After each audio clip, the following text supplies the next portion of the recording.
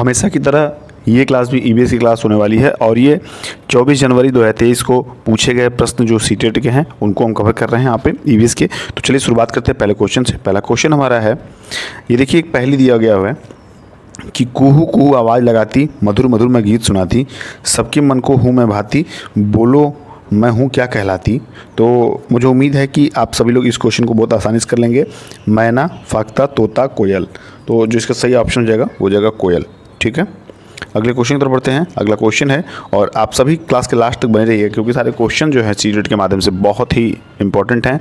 और ये जो भी लोग चैनल पे नए आए हों या पहली बार आप विजिट कर रहे हों वो चैनल को जरूर सब्सक्राइब करें, साथ ही बेल आइकन जरूर प्रेस करें और क्लास अगर अच्छा लगे तो क्लास को लाइक करिएगा क्योंकि एक लाइक तो बनता है इतने एफर्ट पे। दूसरा क्वेश्चन है कि निम्नलिखित खाद्य श्रृंखला में हिरणों के अनाधिकृत शिकार बढ़ने के साथ साथ, अब हिरण देखिए, बाघ कुछ वर्षों बाद खाद्य श्रृंखला पर क्या प्रभाव पड़ेगा। ऑप्शन ये दिया है, ए है जो घास कम होना शुरू हो जाएगी, बी दिया है कि बाघों की संख्या बढ़ जाएगी, और सी दिया है बाघों की संख्या घट जाएगी, और डी दिया है बाघ अपनी खाने की आदतों को बदलेंगे। तो ये तो इम्पॉसिबल टाइप का है जो डी वाला ऑप्शन है, बाघों की संख्या बढ़ जाएगी। इससे ये कैसे डिफाइन हो जाएगा कि बाघ की संख्या बढ़ जाएगी। जैसे घास, हिरण और बाघ, ठीक है। देखिए यहाँ जो श्रृंखला है वो बन नहीं पाई है। जैसे निम्नलिखित खाद्य श्रृंखला में हिरणों के अनाधिकृत शिकार, अब यहाँ पे देखिए ये घास जो है, घास के बीच में एक डैश रहेगा। घास कौन खाता है? हिरण, और हिरण को कौन खाता है? बाघ। तो ये जो श्रृंखला है यानी कि घास, हिरण और बाघ वाला, यानी घास हिरण खाता है और हिरण को बाघ खाता है, उसी पे आपसे पूछा है कि कुछ वर्षों बाद खाद्य श्रृंखला पर क्या प्रभाव पड़ेगा। तो सीधी सी बात है, बाघों की संख्या घट जाएगी, बाघों की संख्या घट जाएगी। सी वाला ऑप्शन जो है ये आपका सही हो जाएगा। अगला क्वेश्चन बात करेंगे, तीसरे नंबर का है। दिसंबर 2020 में दिल्ली का AQI 331 था। दिल्ली का AQI मतलब एयर क्वालिटी इंडेक्स, ठीक है, जो शुद्ध वातावरण की वहाँ बात हो रही है। तो वहाँ जो AQI था 331 था। निम्नलिखित में से AQI किसे चिन्हित करता है?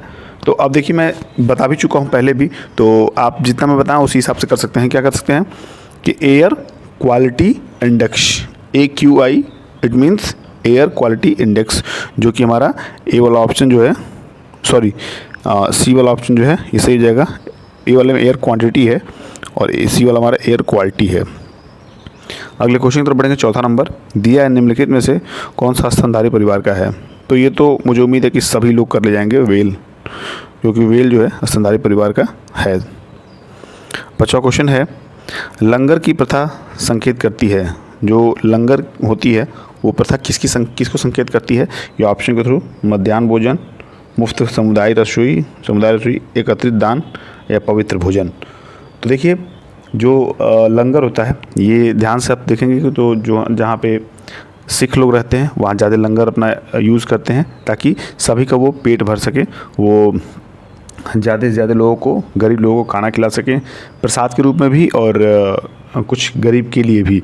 तो आप ध्यान से देखिए बी वाला ऑप्शन को, मुफ्त समुदाय रसोई। क्या हो सकता है? मुफ्त समुदाय रसोई।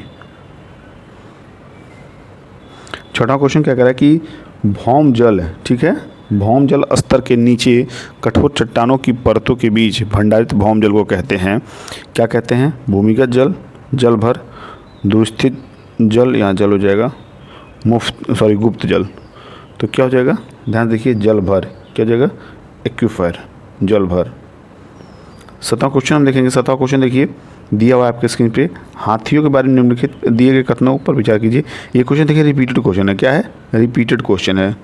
तो मैं आपसे बार बार बता रहा हूँ कि क्वेश्चन जितने रिपीट हो रहे हैं उनको आप नोट कर लीजिए, क्योंकि ये सारे क्वेश्चन अगर रिपीट हो रहे हैं तो हर हाल में आपसे पूछने के चांस बन रहे हैं। तो थोड़ा विशेष ध्यान दीजिए, थोड़ा स्पेशल इन सभी क्वेश्चंस को एक नज़र देखा करिए। रिपीटेड क्वेश्चन है। तो चलिए देखते हैं पहला क्वेश्चन, रिपीटेड क्वेश्चन जो है 7वां नंबर हमारा। क्या दिया है इसमें कि हाथियों के बारे में निम्नलिखित नीचे दिए गए कथनों पर विचार कीजिए। ये आपका है 3 माह के हाथी के बच्चे का भार लगभग 2 क्विंटल होता है। तो ये तो ज़्यादातर अगर बात करें हम तो ये लगभग सही हो जाएगा। क्या हो जाएगा? 2 क्विंटल के भार के आसपास होता है बच्चे का। फिर बात करेंगे हम कि हाथी अत्यधिक आराम नहीं करते, वे केवल 2 से 4 घंटे सोते हैं। ये भी कथन सही है, क्योंकि हम पिछले हम ये चौथी बार इस क्वेश्चन को रिपीट होते देख रहे हैं इतनी क्लास में, तो ये भी सही हो जाएगा बी वाला। और बात करेंगे कि कोई वयस्क हाथी 24 घंटे में 2 क्विंटल से अधिक पत्तियां और झाड़ियाँ खा सकता है, ये अनुमान नहीं लगा सकता है, ये मिसमैच कर रहा है। बात करेंगे डी वाले की, किसी हाथियों के झुंड में 2-3 परिवारों के सदस्य ही होते हैं, उनमें सबसे बुजुर्ग नर हाथी झुंड का नेता होता है। बिल्कुल गलत है, नर हाथी इनके झुंड का नेता नहीं होता है, वह मादा हाथी होती है। क्या होती है? मादा हाथी।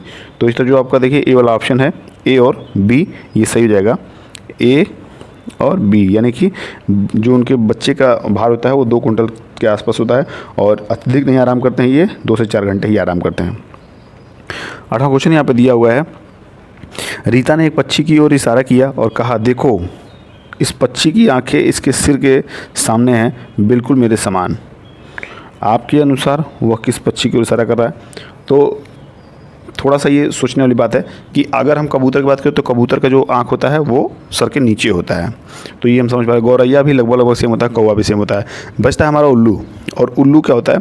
उल्लू की जो आँखें होती हैं वो इसके सिर के जस्ट सामने होती हैं, सिर के एकदम सामने, एकदम ध्यान से देखेंगे तब आप समझ पाएंगे। बाकी उल्लू आपको दिन में दिखते कहाँ हैं, वो तो रात में दिखेंगे। तो आप उल्लू जो है यानी कि आउल, इसको आप टिक कर लीजिए, सी वाला ऑप्शन।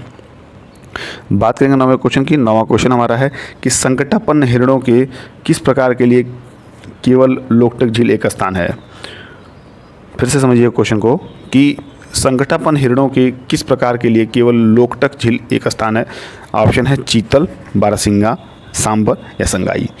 तो सीधा सा मैं बता दूं कि जो आपका संगाई है, संगाई जो है यानी कि लोकटक झील पूर्वोत्तर भारत की सबसे बड़ी मीठे जल की झील है, ये आप तो जानते हैं, जो जल की सतह के ऊपर तैरती फुमड़ी के लिए प्रसिद्ध है। किसके लिए? फुमड़ी के लिए।